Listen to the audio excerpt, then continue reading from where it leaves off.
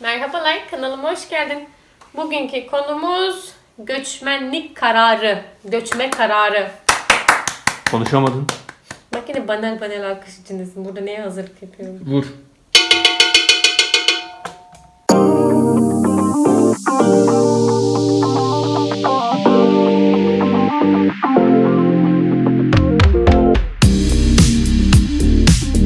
Bugün göçme kararını nasıl verdiğimizden ve bu kararı verirken dikkat edilmesi gereken temel başlıklardan bahsedeceğim. Bunlar bize göre tabii ki önemli olan başlıklar, daha göreceli olabilir. Ama bu başlıkları seçerken ki 4 temel başlıktan bahsedeceğim. Genel olarak uyumu engelleyen faktörlerde geçen ve sorun olan şeylerden yararlandım. Bunlarla ilgili bütün kaynakları, makaleleri falan da yine aşağıya koyacağım. Bize göre göçme kararını vermekteki 4 temel etken var. Bunlardan birincisi aile, ikincisi iş, üçüncüsü sosyal hayat, dördüncüsü de Unuttum. hayır, unutmadım, dil. Bunlar zaten göçmenlerin en sıkıştıkları problemleri de işaret eden alanlar dediğim gibi. Videoyu izlerken şey demiş olabilirsiniz bu arada. İçinizden şu anda diyor da olabilirsiniz.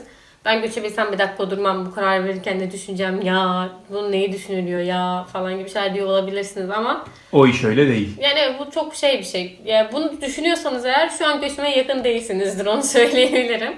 Süreç yaklaştıkça ve bu ihtimal gerçeğe dönüştükçe insan ister istemez düşünüyor.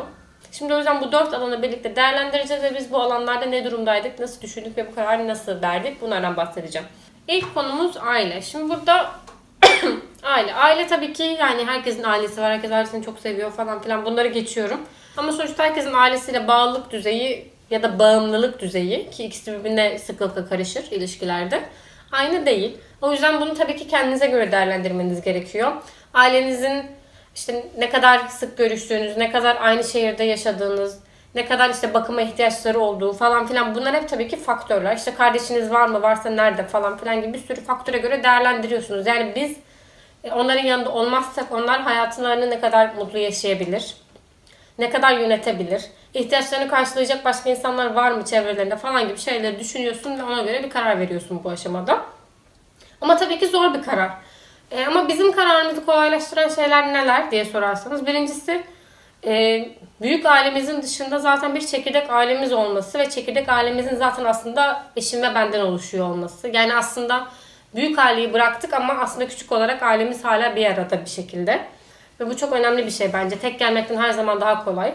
Ve ikincisi de akrabalarınız, aileniz de tabii ki sizi bir çift olarak değerlendirdiği için sizin birlikte bir karar almanız ve başka yerlere taşımanız ihtimali de ister istemez göze alıyorlar ve sizi ayrı bir grup olarak değerlendiriyorlar bir şekilde. Bu da tabii ki süreci ve onların kabullenmesini kolaylaştırıyor. Yani ikimiz de annemizin evinden buraya gelmedik sonuç olarak. Bu şekilde olduğu için kabullenmeleri daha kolay. Biraz yine geniz etinden konuşuyorum değil mi? Evet, sen hastasın hala galiba. Evet. Bir diğer faktör de işte burada bizim için kolaylaştırıcı faktör. Olayları tabii nasıl değerlendirdiğinizle ilgili. Yani ailenin yanında olmak tabii ki herkes istiyor ama biz şu olaya şu şekilde bakıyoruz. Ailelerin ve diğer insanların, yani bizi seven herkesin temel isteği bizim mutlu olmamız olmalı. Yani sağlıklı bir sevme biçimi zaten bu. Yani kişi benim yanımda olsun, benim yanımda dursun, aynı yerde olalım, her gün görüşelim değil de yani bir şekilde mutlu olsun diyebilmek, zaten sağlıklı bir şekilde sevebilmek. O yüzden bize göre ailelerden uzak olmak tabii ki çok zor ama yetişkin de zaten kendi ailesini kurmuş insanlar olduğumuz için de herkesin anlayışla karşılaması gereken bir durum olduğunu düşünüyoruz. Ve kararımızı da zaten bu şekilde verdik. Ama dediğim gibi herkesin ailesi olan ilişkisi ve ailesinin bağlılık ve bağımlılık durumları farklı. O yüzden aile bence en zor bölümü bu işi halletmekte. Çünkü diğerleri birazcık daha size bağlı ama aile sizin çok dışınızda bir şey. İkinci konumuz iş. Buradaki bu arada ayrımına dikkat etmeniz gerekiyor. Başlığı özellikle iş diye koydum. İşle para her zaman aynı şey değil. Yani iş dediğimiz şey birazcık daha kendini gerçekleştirme ve hayatta anlam bulabilme ile alakalı da bir şey yani. Bir grubun içinde olabilme, bir sorumluluk içinde olma falan gibi. Yani işle para her zaman aynı şey değil. Tabii ki işlerin büyük bir çoğunluğunu para getirsin diye yapıyoruz ama bir insanın işi olmasının tek amacı para kazanmak değil. Ve insana getirdiği tek fayda da para kazanmak değil. O yüzden olayı iş olarak değerlendirin mutlaka, para olarak değil. Tabii ki para bunun bir boyutu. Buraya geliyorsanız ve geçiminizi sağlayacak kadar bir para kazanamıyorsanız tabii ki bu sizin kararınızı da etkiler, uyumunuzu da etkiler, yaşamınızı da etkiler, her şeyinizi etkiler. Ya buraya geliyorsanız zaten Türkiye'deki maaşınızın kat be kat fazlası olacağı için gözünüz dönmüştür muhtemelen ama değerlendirmeniz gereken sadece bu değil. Onu demeye çalışıyoruz. Yani. Evet, yani tek kriter para olmamalı. Burada daha alım gücünüz yüksek olacak olabilir. Ama bunun dışında da işinizde sonuçta bir konumunuz var, bir sosyal çevreniz var, bir iş arkadaşlarınız var, bir rolünüz var. Bunları burada ne kadar sürdürebiliyorsunuz? Hani insanlar var ya, işte ben burada yöneticiyim, bunu gerekirse bırakırım, burada gelir garsonluk yaparım falan gibi. İşte oradaki tek hesaplanmak için değerlendirme kriteri, yani ben burada kaç para kazanıyorum, orada garson kaç para kazanıyor olmamalı. Yani oradaki konumlar farklı, konumların beklentileri farklı, konumlardaki profil farklı. Yani atıyorum sen fabrikada çalışıyorsundur. Etrafındaki herkes 50 yaşındadır. Senin gibi hayatlar sürüyordur ve orada da aynı parayı kazanıyorsundur. Buradaki garson da aynı parayı kazanıyordur ama orada herkes 17 yaşındadır, 20 yaşındadır ve kendini orada ait hissedemeyebilirsin. Yani bu yüzden yeni bir gruba giriyorsanız, yeni bir iş yapıyorsanız buradaki tek değerlendirme kriteri o işten alacağınız paranın karşılığı olmamalı. Bunun da dışında o gruba ne kadar aitsiniz, o işi ne kadar yapabileceksiniz, ne kadar seviyorsunuz gibi şeyleri mutlaka değerlendirmek zorundasınız. İş bizim için aslında hiç problem olmayan bir alan. Çünkü ben zaten akademiyle ilgilendiğim için, işlerimi online olarak yürüttüğüm için, yani en azından pandemi döneminde benim için hiçbir iş kaybı olmadı ve aynı şeyi yapmaya devam ediyorum.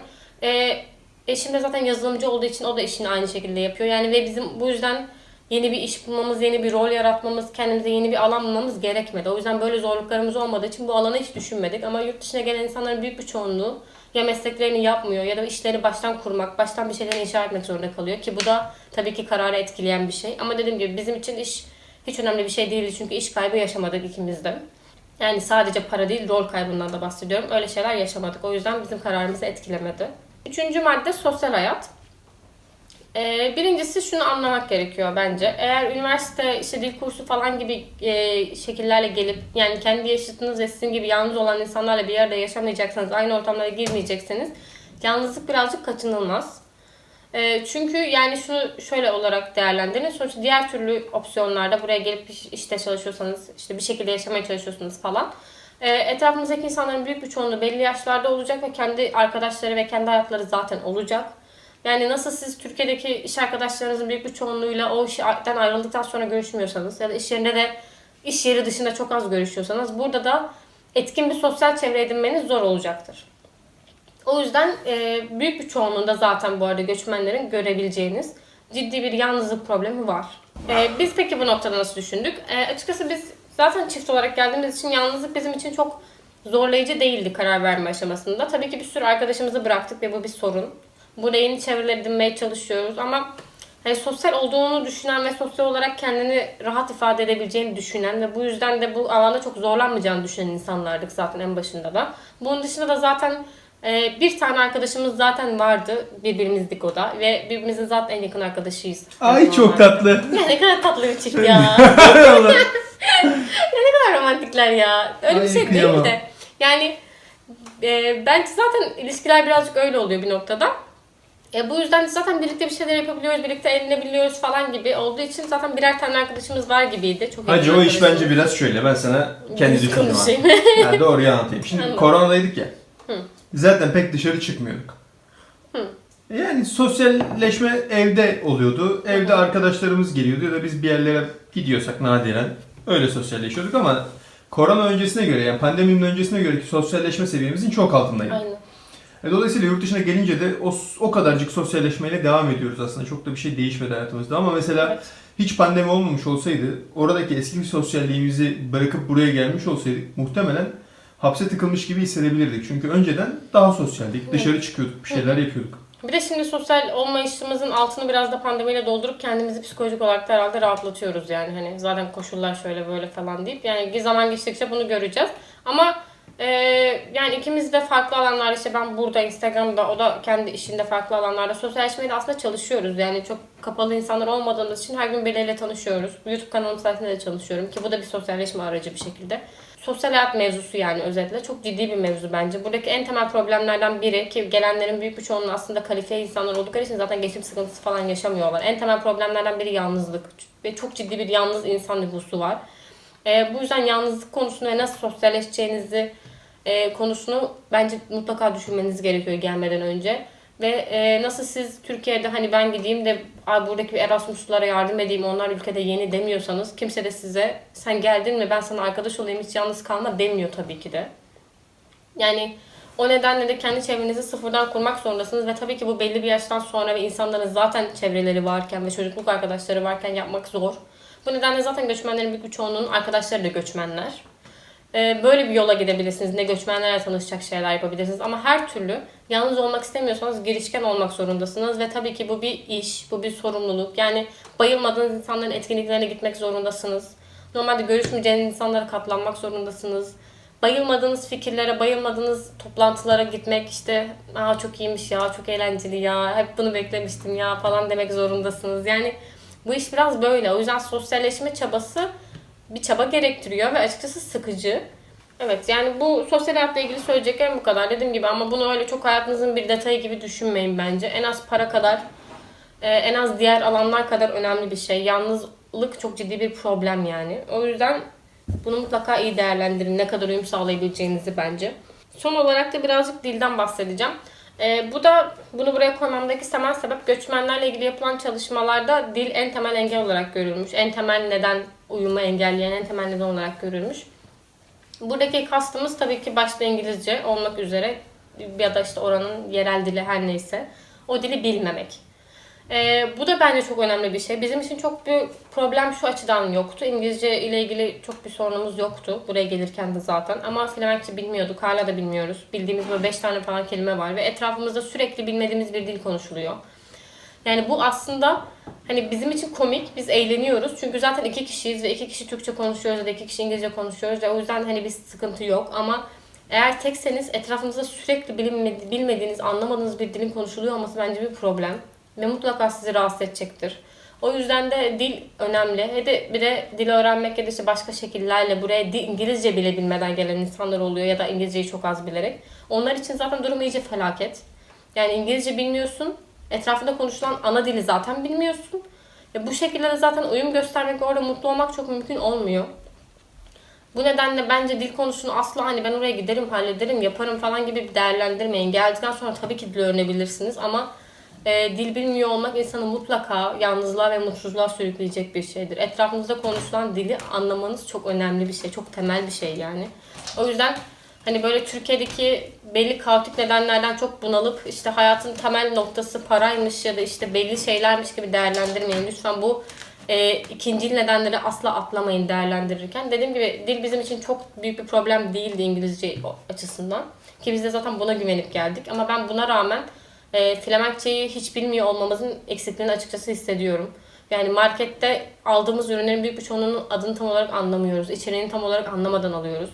Etrafımızda konuşulan şeylerin büyük bir çoğunluğunu anlamıyoruz. İnsanların çoğunluğu ilk olarak Flemenkçe konuşuyor ve biz bunu düzeltince İngilizce konuşuyorlar falan. Yani hiç kimsenin İngilizce ana dili değil, anlatabildim mi? Bu muhabbeti etkiliyor. Adam da İngilizcesi idare ediyor, benim de falan bir şekilde anlaşıyoruz ama yani anlaşmak başka bir şey, derin bir şey konuşmak başka bir şey ve ortak dil olmayınca derin bir şey konuşamıyorsun. Bu da tabii ki ayrı bir neden sosyalleşmeme ve yalnız olmak için. Bu yüzden bence bu bahsettiğim unsurların hepsini kendiniz için mutlaka iyi bir şekilde değerlendirin ve güncel konjonktürdeki bazı kötü olaylardan dolayı gaza gelip kendinizi böyle atarcasına yurt dışına gelmeye çalışmayın. Videomu sonuna kadar izleyen ve bir dahaki izlemeyi planlayan herkese kalp gönderiyorum. Kanalıma abone olmayı unutmayın, yorum yapmayı unutmayın, beğenmeyi Böyle unutmayın. yapma ya. Böyle niye yapıyorsun böyle? Böyle yapmayı seviyorum. Peki bir daha yapalım. Kanal benim. Tamam özür dilerim. Bunu böyle yapıyorum, böyle yapıyorum. Abone olmayı unutmayın, yorum yapmayı unutmayın, beğenmeyi unutmayın. Önümüzdeki videoda görüşmek üzere.